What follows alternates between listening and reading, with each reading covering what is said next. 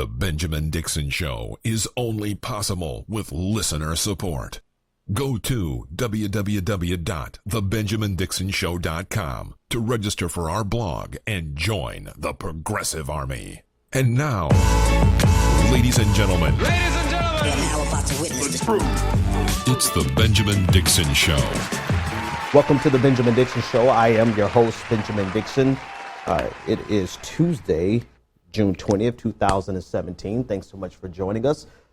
As always, I'd like to thank our patrons and all of our supporters. Everyone who supports the show, watches the show, shares, likes, or subscribes. Thank you so much for being a supporter of the Benjamin Dixon Show.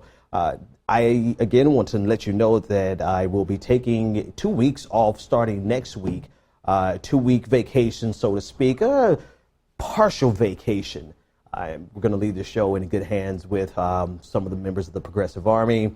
But while I'm away, I will be doing exclusive patrons-only hour-long podcast each night. No video, just podcast, just me talking into the microphone, talking about the issues. And if you want to get access to those podcasts, go to patreon.com/the BPD show. A lot happening in the news. I want to start with the race, Georgia 06. I'm trying to get these live results as we go. The last look that I saw had the race extremely close with Jon Ossoff with 51% and Karen Handel at 49%. And just previous, like 5 minutes before I looked, it was flipped. Karen Handel had 51% and Jon Ossoff had 49%. And so it's going to be a very close race. We'll give you updates as we get it. This is the most expensive House race in American history. Some estimates of nearly $50 million being spent on this single seat. Right now, at the moment, just got an update. The latest results, 51% for Karen Handel, 48% for Jon Ossoff. And so this has been an expensive race, very expensive. The Democratic Party has poured a lot of money into the 6th district, and it's important to them that they flip it because it's been in the hands of the Republican Party for almost 40 years. And in the midst of them this is also, again, this was held, as we said last night, this was a seat that was held by former Speaker of the House, Newt Gingrich. And most recently, it was held by Tom Price, who has now moved into the Trump administration. But I just want to give you some numbers to show you what's been spent. Ossoff, his campaign directly spent $14.2 million on airtime at air and radio advertisements. And he spent another $8 million on other costs.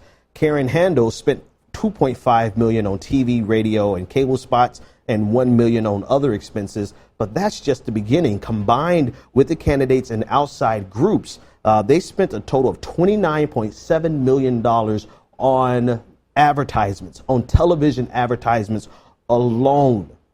And this was to replace, again, Secretary of Human Services Tom Price to replace his seat.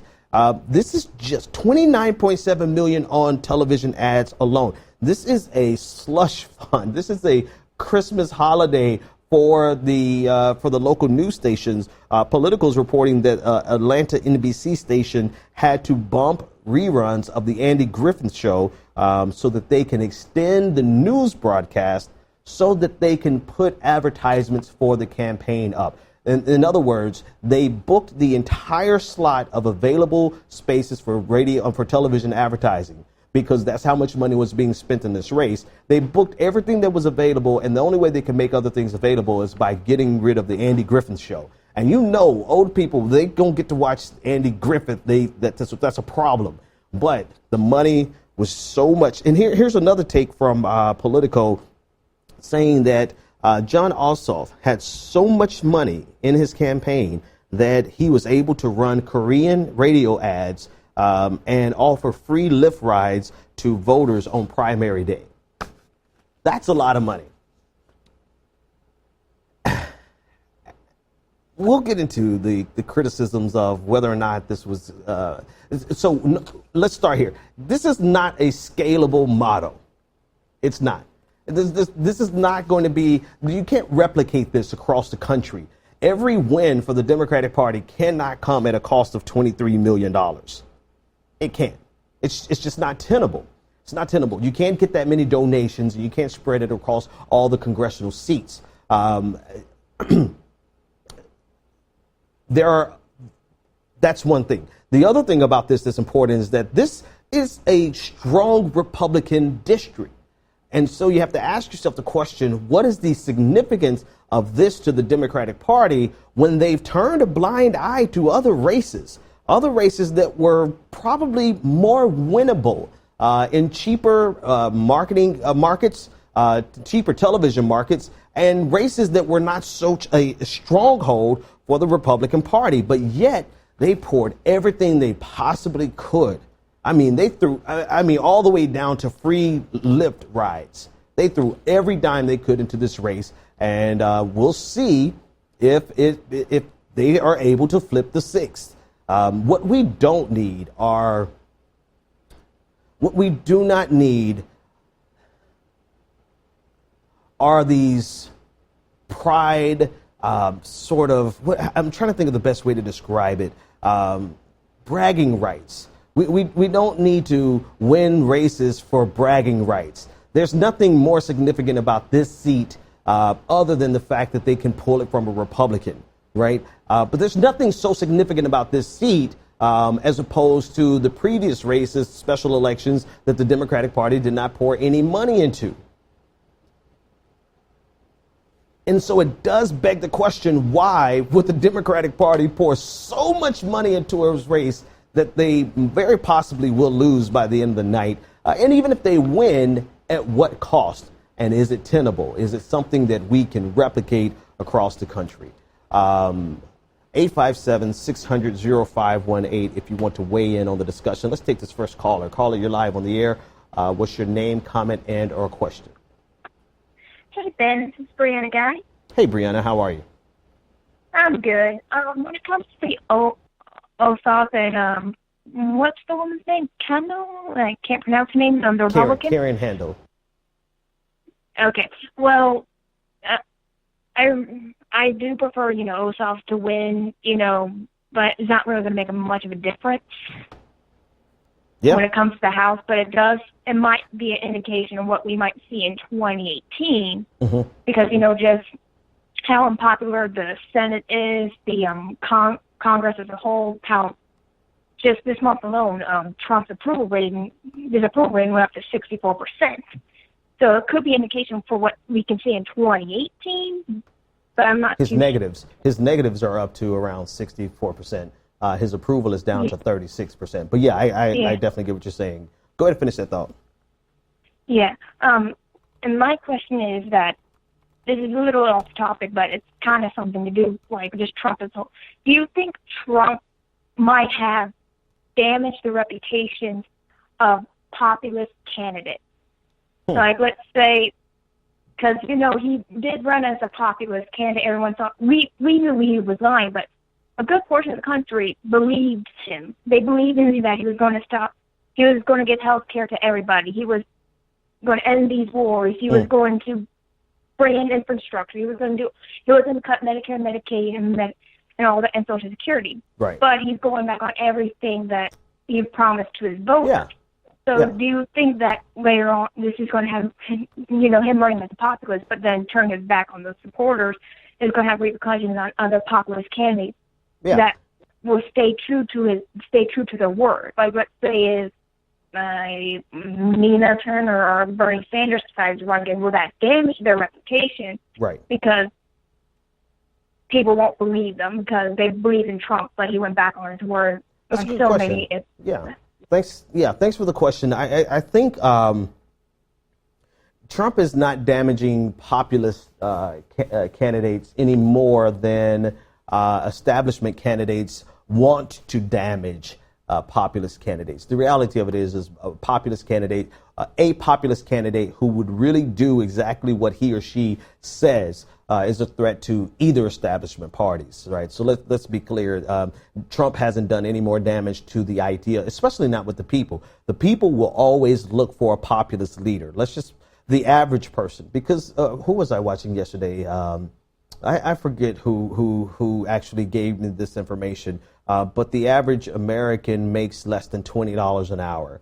No, not just the average American, like 50% of Americans make less than $20 an hour. And when that's the reality for for half of Americans, they are going to always look for a populist leader who can help change their material condition. Either establishment, and I don't think this is a controversial statement. This is not a statement to attack the Democratic Party, or you could take it as a statement to attack the Democratic Party, but neither party really is interested in doing the things that is necessary to help the material condition of the majority of Americans. This is just based on their policies over the last 40 years, 50 years. And so that being the case, it's not so much that Donald Trump has sullied the idea of a populist candidate. It's the fact that the establishment will never give way to a populist candidate. Somebody's literally going to have to be the Manchurian populist, right? They're going to have to go in guns blazing, rhetorically speaking. That's a bad time to use that phrase, right? They're going to have to go in full-throated neoliberal and then get in and reign as and that's a horrible phrase, but you get the picture. Go in as a neoliberal, end up being a populist, because the establishment, either party, is never going to really allow it. That's the biggest threat, not Donald Trump. Donald Trump is just a moron. 857-600-0518 if you want to weigh in on the discussion. I want to take a step back and talk a little bit more about the Philando Castile case. More information has come out since the trial has ended, and Jeronimo Yanez has been found not guilty on all charges. Finally, we see the Dashcam video, and we're going to show the video to you now. Just a warning, it is very disturbing, not as graphic as it is disturbing from the vantage point where we're looking, but I want us to watch the video, and I want you to listen closely. Listen closely to Philando Castile informing the officer that he has a weapon and he has the right to carry it. Here, let's take a listen in. Good. How are you? Good. Reason I put you over, your brake lights are out. So you only have one active brake light, and that's going to be your passenger side one. Your third brake light, which is up here on top, and then this one back here is going to be out. You have your license and insurance? Right here.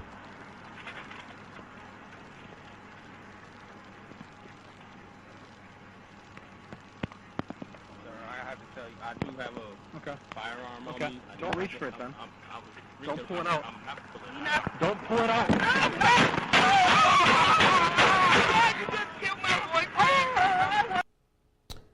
So if you listen closely, it was hard to hear, but if you listen closely, you can hear Philando saying, "Sir, I have to inform you that I have a firearm on me." Now listen. Anyone who wanted to harm a police officer would not make the declaration that I have a firearm on me and not do it in that manner. Let's just start there. It makes sense that if a person wanted to hurt a police officer, he will not say, "Sir, I have a fire. I have to inform you." He's using very precise language based on the law. Matter of fact, we have a picture of his license and his license to carry a pistol. And this is what was on his person. This is what was recovered from his body. At the bottom, you can see state of Minnesota permit to carry a pistol.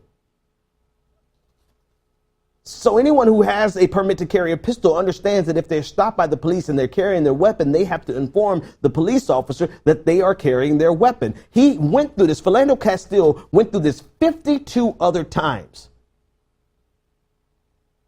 And he announced to the police officer that he had a weapon. He said, "Sir, I have to inform you that I have a weapon on me.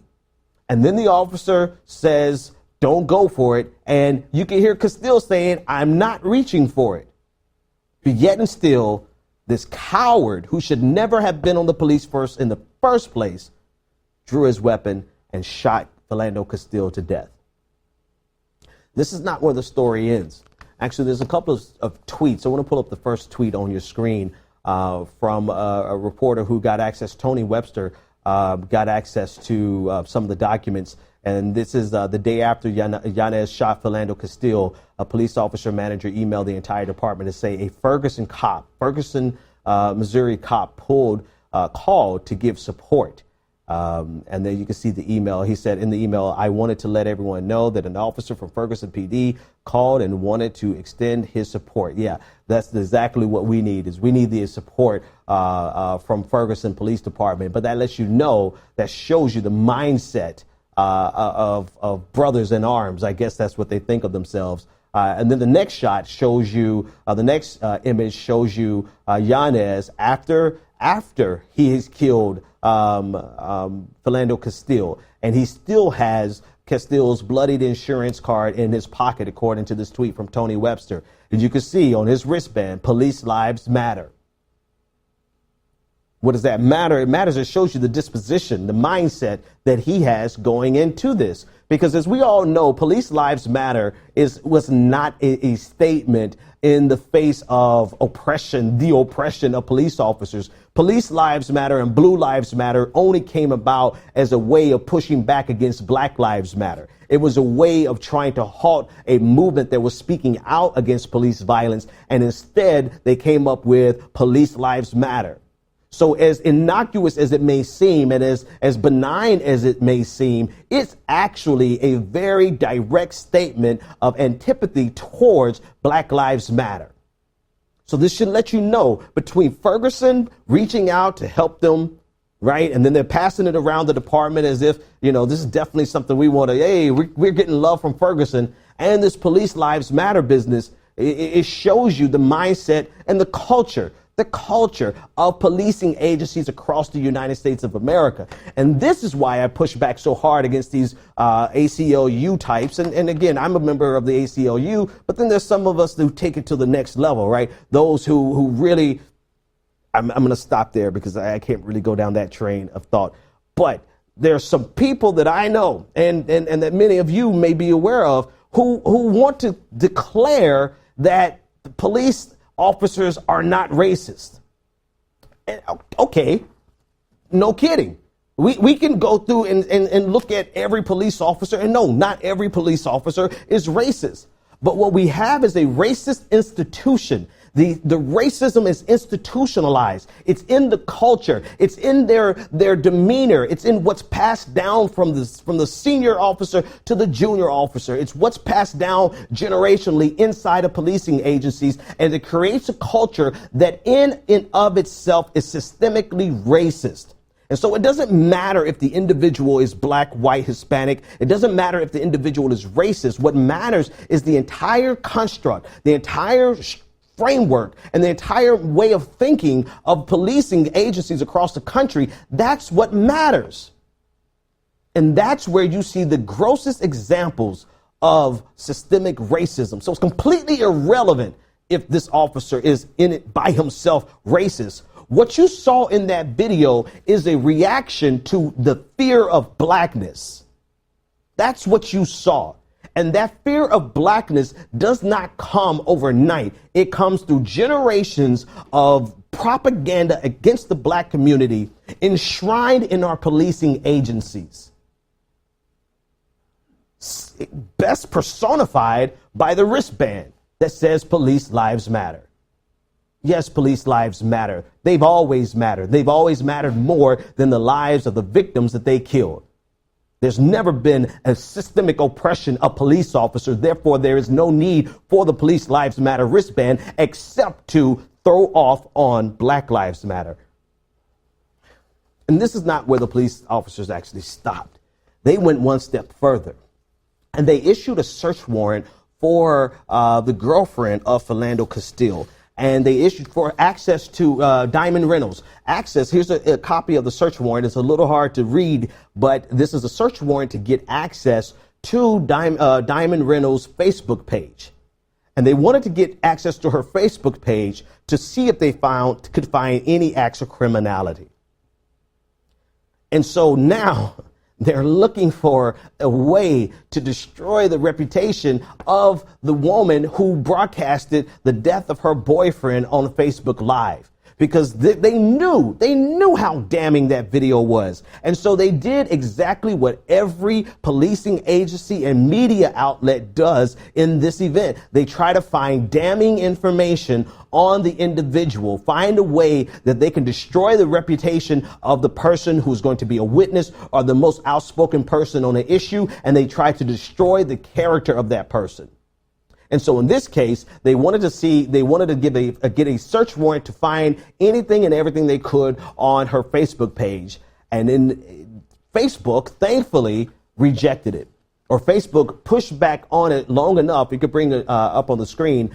This is a letter from Scott Mueller from the department. And then you have it's to Gavin Korn from Facebook. At the bottom, I'm going to start at the bottom because this is actually a reply to what's at the bottom. On the bottom of this email chain, he said, "Hi, Scott. Our current concern is that we are obligated to respond to your warrant by tomorrow per Minnesota law. If you are willing to extend that period, it should be possible, but we will want to lock that down quickly. We will have a file in motion, et cetera, et cetera, et cetera. Do you have a position on this?" So this is just a minor pushback. And then Scott Mueller actually said that, well, it's going to be likely that we're going to rescind this warrant. And ultimately, that's what they did because Facebook pushed back on it and would not give them access to it, even though they had a search warrant. And because ultimately, and for Facebook, this is just a matter of their policies, right?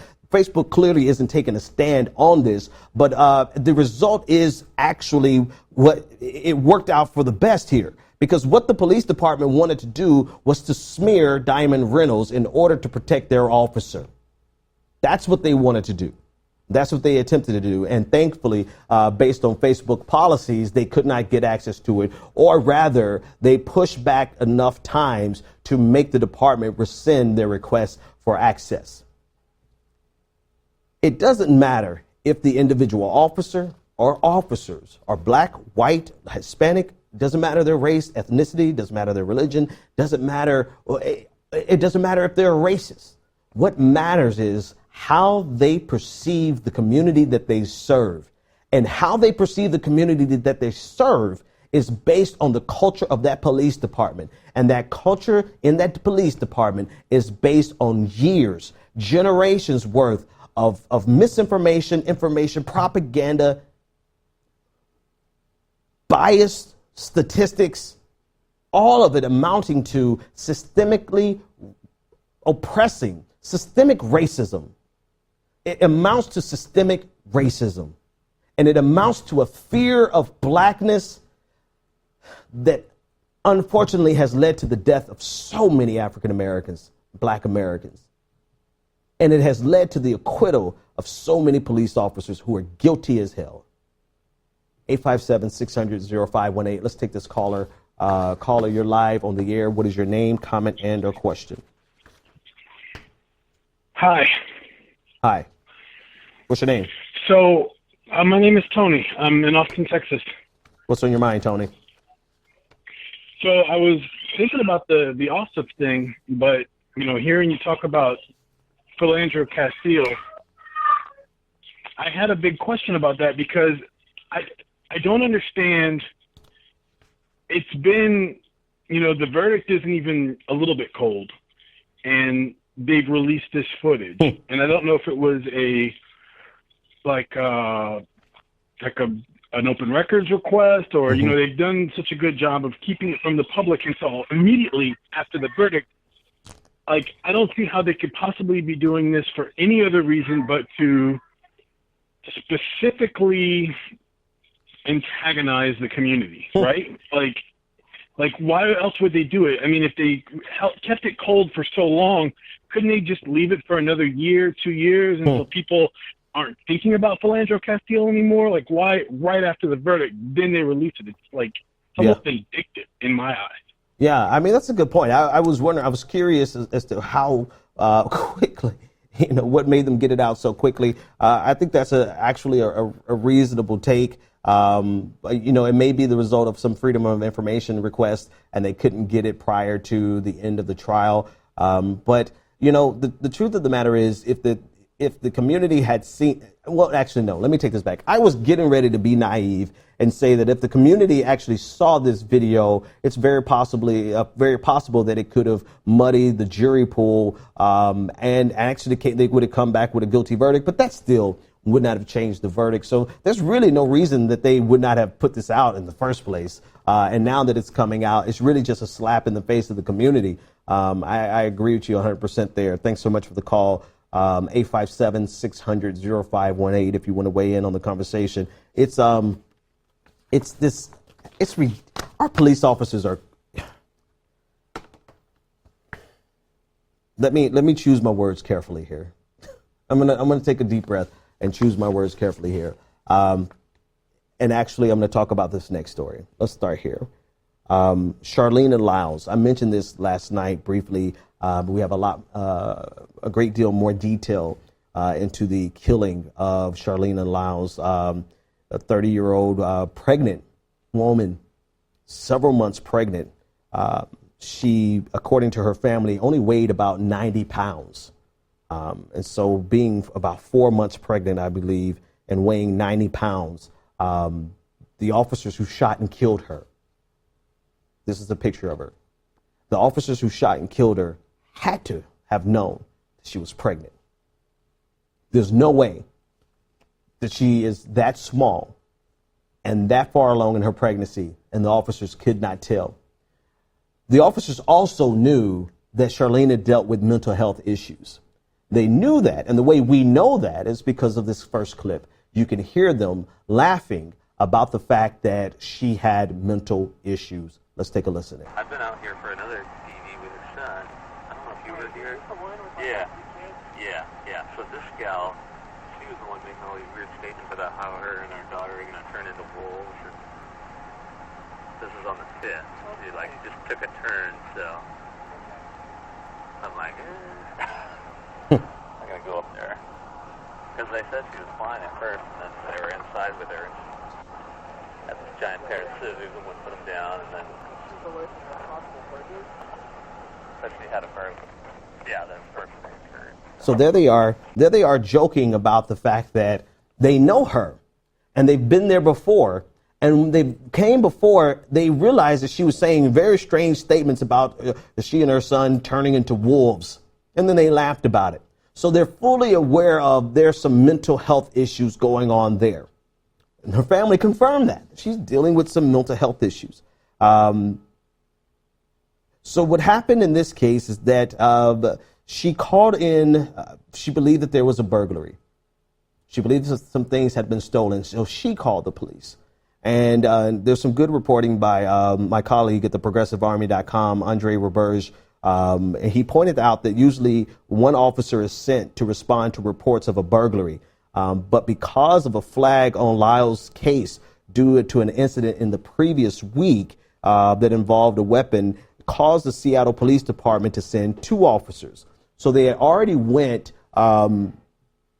apprehensively to respond to her call. Now, remember, the incident the previous week could very well be the incident that the officers are laughing about here, where she had a large set of scissors and she started saying stuff about turning into wolves, clearly demonstrating that she was mentally ill and that they were going into a similar situation with a pregnant woman, 4 months pregnant, 90 pounds. So they get there and they begin asking her about what was stolen, and you could hear. We'll play the next clip. It's viewed from the dash cam. That's where the audio was patched into, but you could hear them asking her about the burglary, what was taken. I think she mentioned an Xbox or something that she believed was stolen, and then very quickly it escalates from asking about the burglary to them killing her. Let's take a listen in.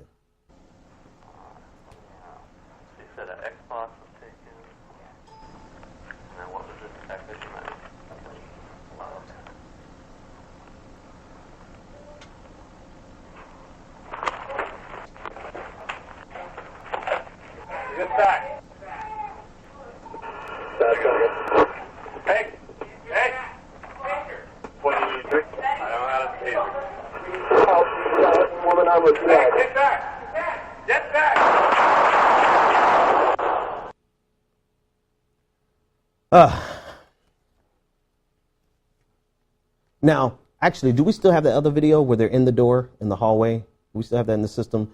Because here's the thing.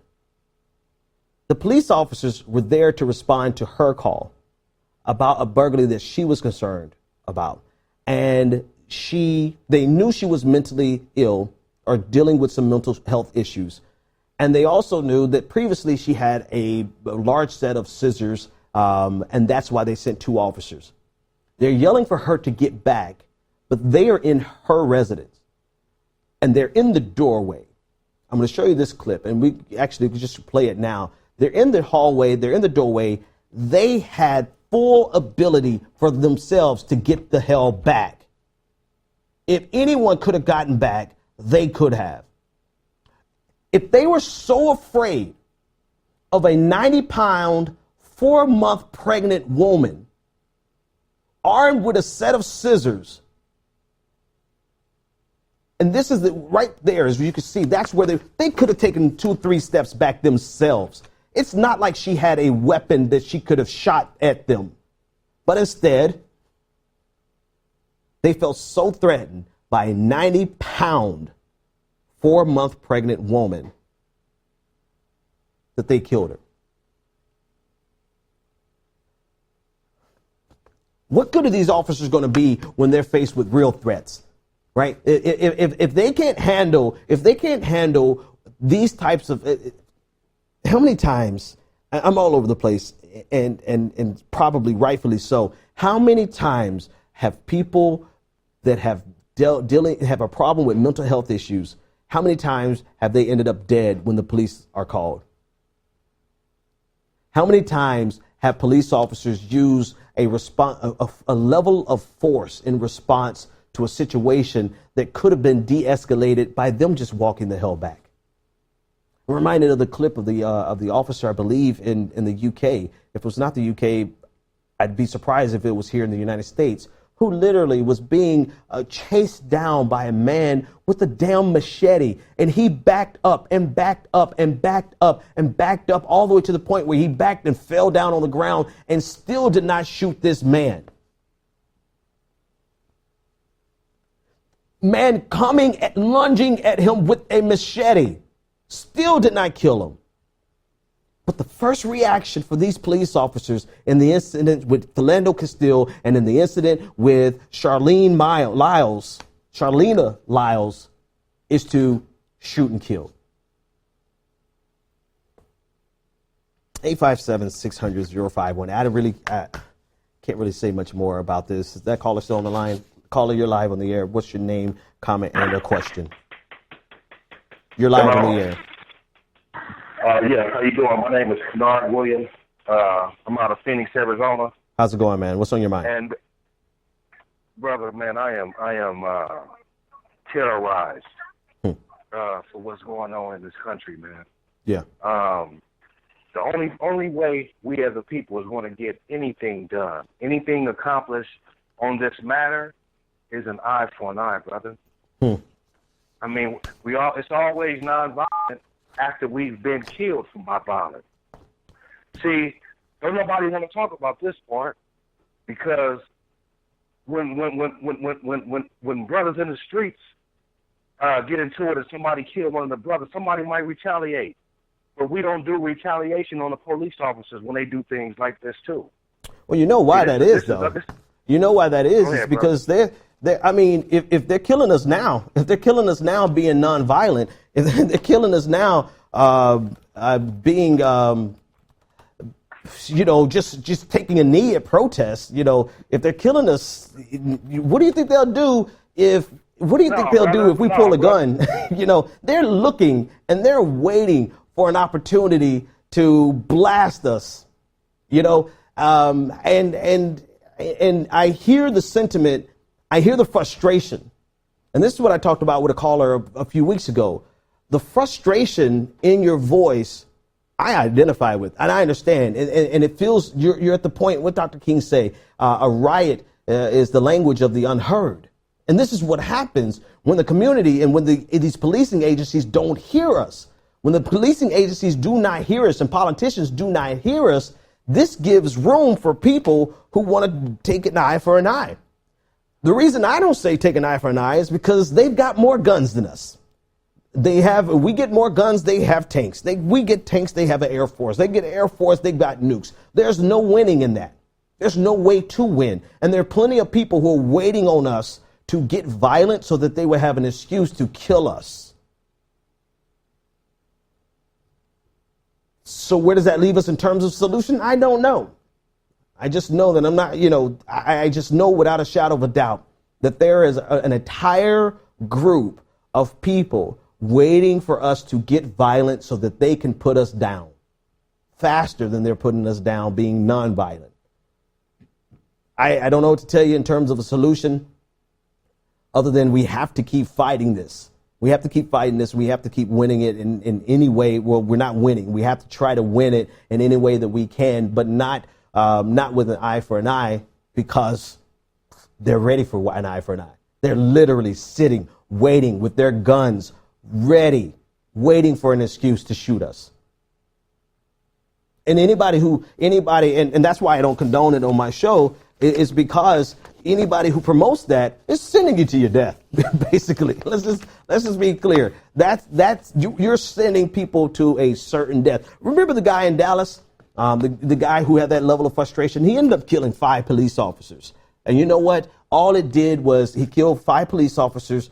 He got killed, and it set our movement back, because they used that as a tool to undermine the valid protest, to undermine the valid approach, to undermine the people who want to help us and want to get this ball moving in the right direction. They used it every way possible to undermine us. And so where our protests are already challenged and ignored or sabotaged, when we had that incident in Dallas and then later on in Baton Rouge, both of those were used to undermine our efforts in every way imaginable. And so I don't support an eye for an eye, because we don't have enough guns. And if we got enough guns, they got tanks.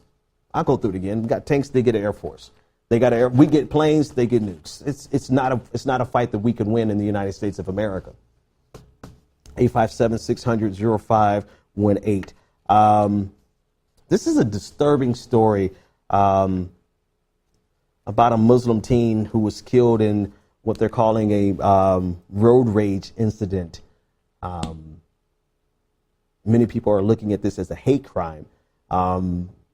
She was now reported, according to BuzzFeed, that it's a possibility that 17-year-old Nabra Hassanin was potentially also raped. She was beaten, kidnapped, and killed near her Virginia mosque on this past Sunday. They found her body in a pond in London County, Virginia, on Sunday afternoon.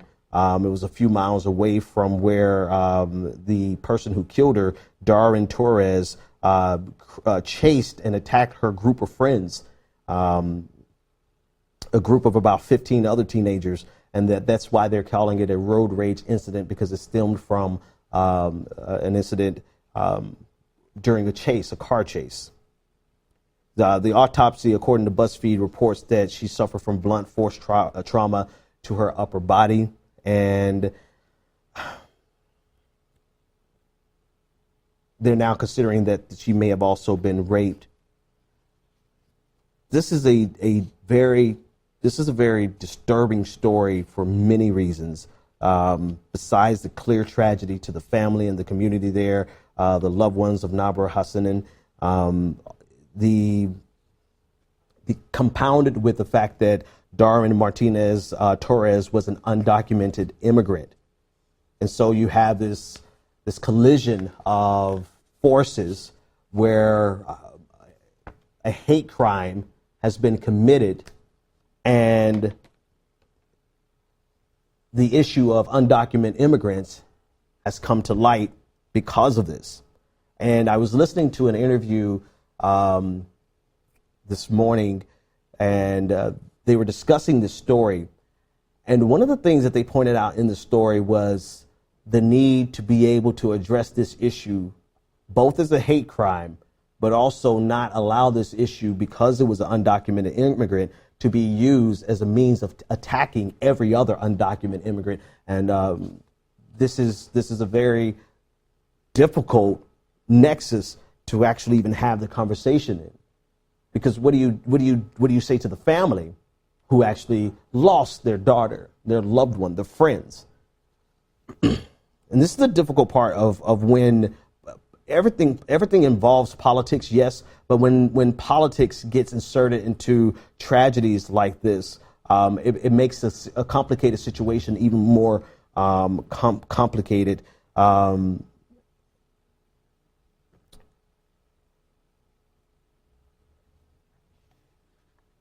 A57. I want to leave that story alone. I want to leave that story alone because it's such a tragic story, and it compounds so many different things. It combines so many different issues of a potentially she was raped. That hasn't been confirmed, but BuzzFeed has a lead on that story, and that's why they put it out. She was brutalized because of a quote-unquote road rage incident. Her religion came into play into it, and it's just a collision of so many horrible factors that make the story so tragic. And so our hearts go out to the family and the friends of Nabra, and we sincerely hope justice is served in this case. 857-600-0518. We're going to get a update soon on the race. According to 538.com, the race is going to go late into the night, and it's very possible that the leads can switch going in. And again, it's an interesting race. We do want to a couple things that we didn't mention previously is the amount of support that she's getting from President Trump. Karen Handel is getting from President Trump. Now, he did not campaign for her directly, in the sense he did not go into Georgia, the 6th district, to try to help her out. But he did send out a series of tweets supporting her and attacking Jon Ossoff. And I want to bring those up. This is the first one. The Democrats want to stop tax cuts, good health care, and border security. Their Obamacare plan is dead, with 100% increases in P's. I'm not sure what P's is here. Vote now for Karen H. Premiums. Okay, probably premiums. There you go. Democrat Jon Ossoff, who wants to raise your taxes to the highest level and is weak on crime and security, doesn't even live in the district. And this is the last tweet of support from Donald Trump. Karen Handel for Congress. She will fight for lower taxes, great health care, strong security, a hard worker who will never give up. Vote today. Remember Karen Handel last week or 2 weeks ago? She said that she does not believe in a livable wage. So, political spin, political doublespeak is masterful. She's going to fight for lower taxes. Sure. OK. At what cost? Right. She's going to fight for lower taxes at the cost of a living wage. She does not believe that Americans are entitled to working a job and getting a livable wage.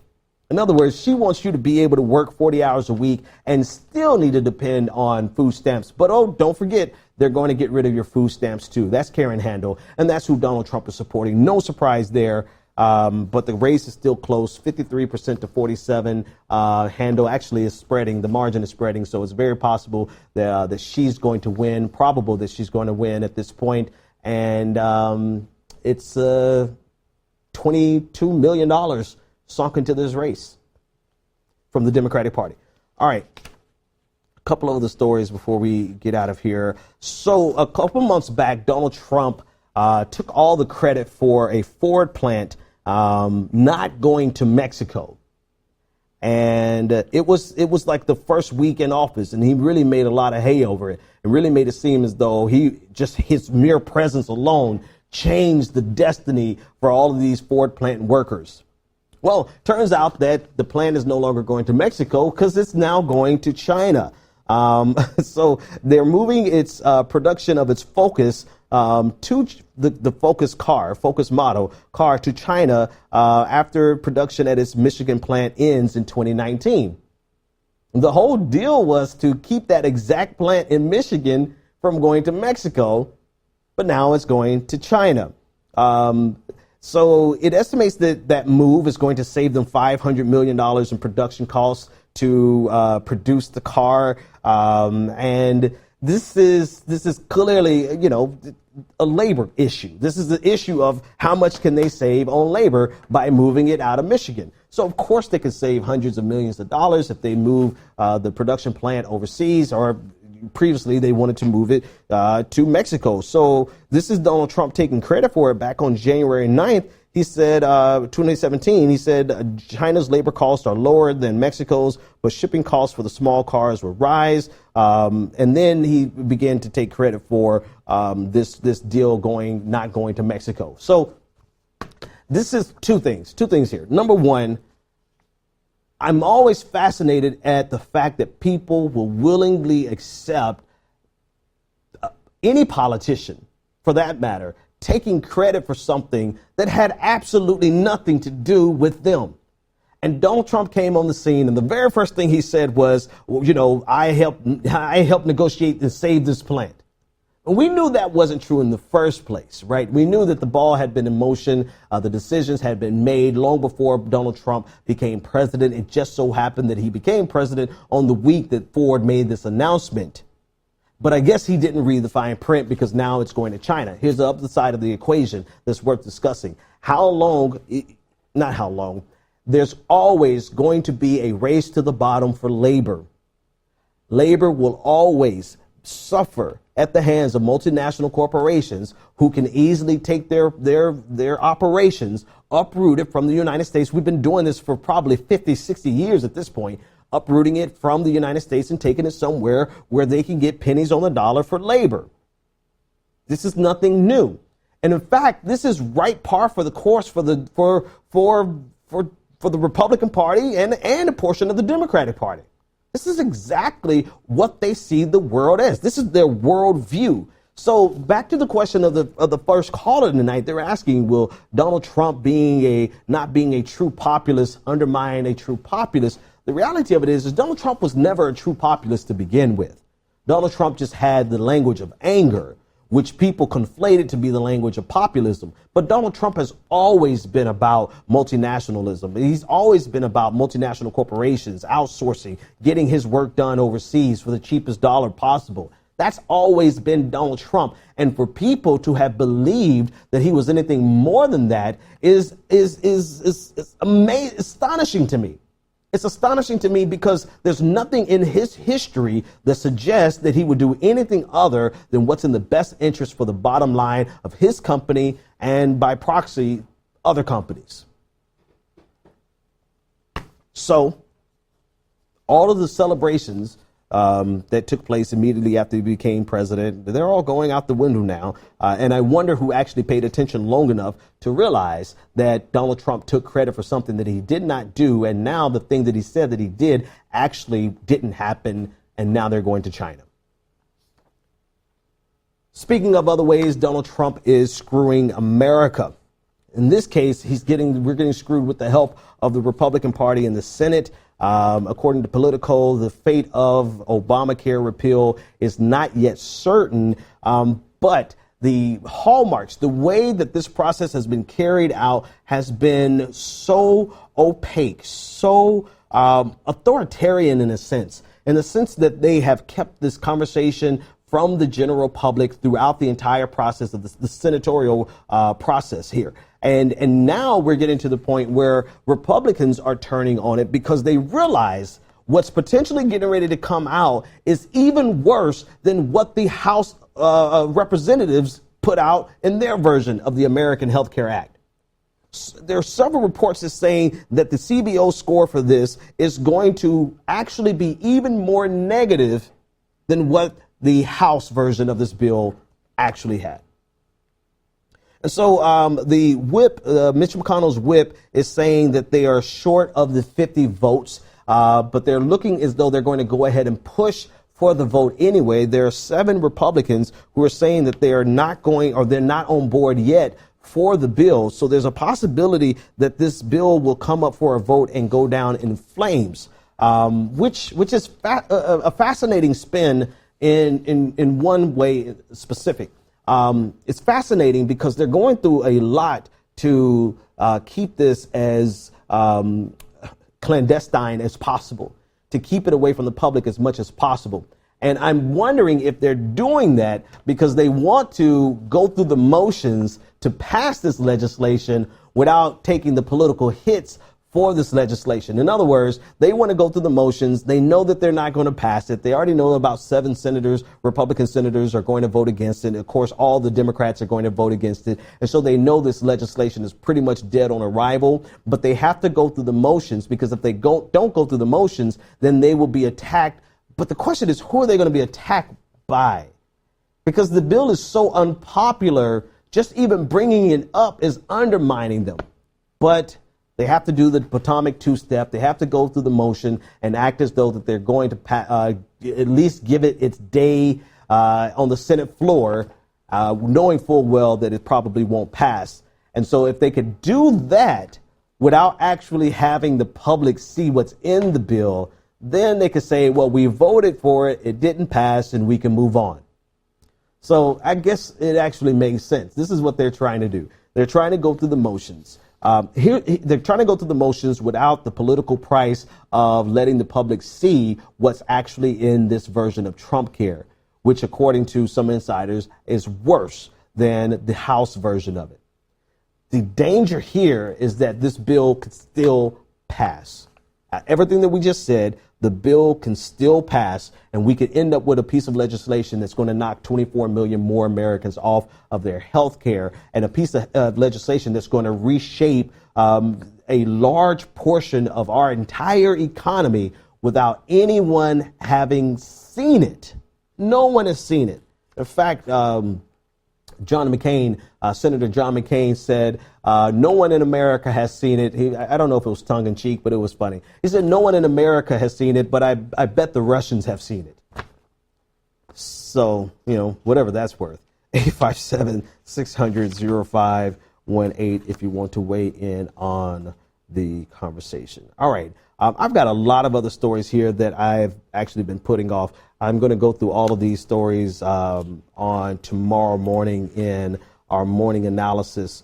So if you want to be a part of the morning analysis, go to Patreon. Yes, I'm plugging my show again. I'm plugging my Patreon account again because we need your support. Go to patreon.com/the BPD show. Tomorrow, we're going to talk about the Supreme Court decision on offensive trademarks.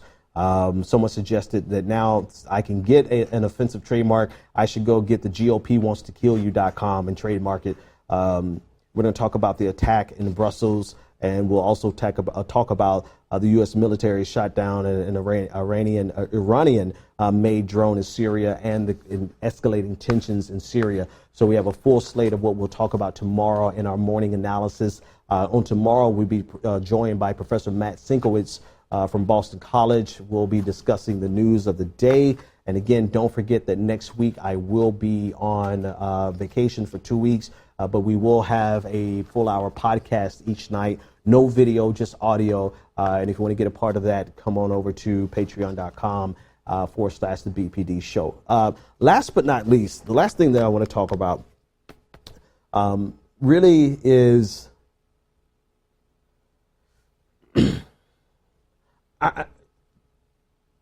this strange place that we're in right now. We're in a strange place. We're in a strange place of competing forces. We're in a strange place of competing ideologies. We're in a strange place of understanding where progressivism actually is. Where are we on this progressive spectrum? And what I'm finding more now than ever is that,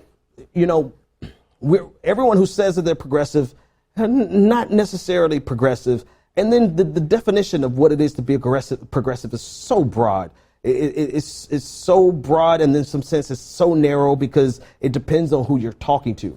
But the reason I want to bring it up is because I think it's vitally important that we not pigeonhole ourselves into a corner of being completely irrelevant. And what I mean by that is that it is extremely important that if we see a vision for America that we think is better for America, what good is it having that vision for America if you can't do anything about it but complain about it on social media? I get that we need to have the conversations, we need to have the arguments, but if our ideas are genuinely better, if what we think America should do is genuinely better, then surely we should be out there doing something about it above and beyond the contrarian type rhetoric that we have online.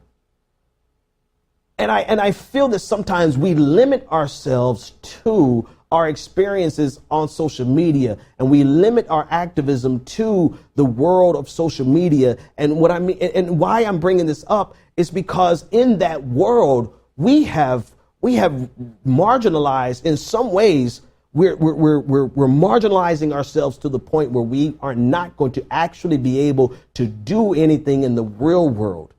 In the real world, it requires organizing. And this is why one thing that you would never see me do is criticize organizers, the people who actually go out there and get it done, the people who take it upon themselves to go raise money so that they can organize and go knock door to door and canvass. Those are the people who make it happen. But if we have pushed ourselves into the corner where all we are doing is refining our ideas and never really organizing on behalf of our ideas, then what good is our idea in the first place? What good is this vision for America if we are so esoteric and so philosophical and so contrarian that we cannot organize more than 10 people without devolving into another argument that divides us up into groups of 2?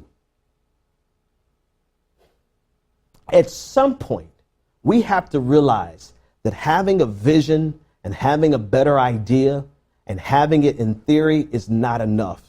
And we have to be able to cross that threshold from being the person who dreams about a better version of America to being the people who help bring about a better America. And if we believe that that better America is based on progressivism, then we have got to rally people to our side. We have got to convince people that what we want is better. Our ideas are better. This is why it's better. And now not only have I convinced you that it's better, here's how we can implement our ideas on the national stage. Without that, we will forever be signifying. We will forever be talking about what's a good idea. Ultimately, you'll just be a commentator like me. And I, for one, don't want you to just be a commentator like me. I want you to get out there and organize and do something. Do something, because we need more people to go out and do than we need people to sit behind a desk and talk about what needs to be done. You don't need 100 Ben Dixons. We need about 100,000 organizers that will go out there and change the world for what we believe. But if we limit ourselves to virtue signaling and signifying on online social media, and that's the extent, and then all we do is argue with each other, the same arguments over and over and over again. I don't want to argue with another neoliberal for the rest of my life. Not because we don't have anything to argue about. We do. But I think that we've argued about it enough. I think that we've argued about it enough to realize that there's nothing else to say. We just have to out-organize them. We have to out-fundraise them. We have to run more candidates. We have to run races and win races. But what we can't do is expend all of our energy and limit our activism to simply social media. And then our activities on social media are such that it marginalizes us into the corner where it's just a handful of true progressives, according to us. And we haven't organized anyone to change the world for all of these brilliant ideas that we swear we have. And I believe that we have. They would just forever be in the dredges of online society and never take root on the national stage and the international stage. We need leaders. We need you to get from behind your computer and go out and organize for those ideas. We'll see you tomorrow night. The Benjamin Dixon Show is only possible with listener support. Go to www.thebenjamindixonshow.com to register for our blog, join the Progressive Army, and support The Benjamin Dixon Show. It's Ben Dixon! If you like this episode, be sure to share, like, and subscribe.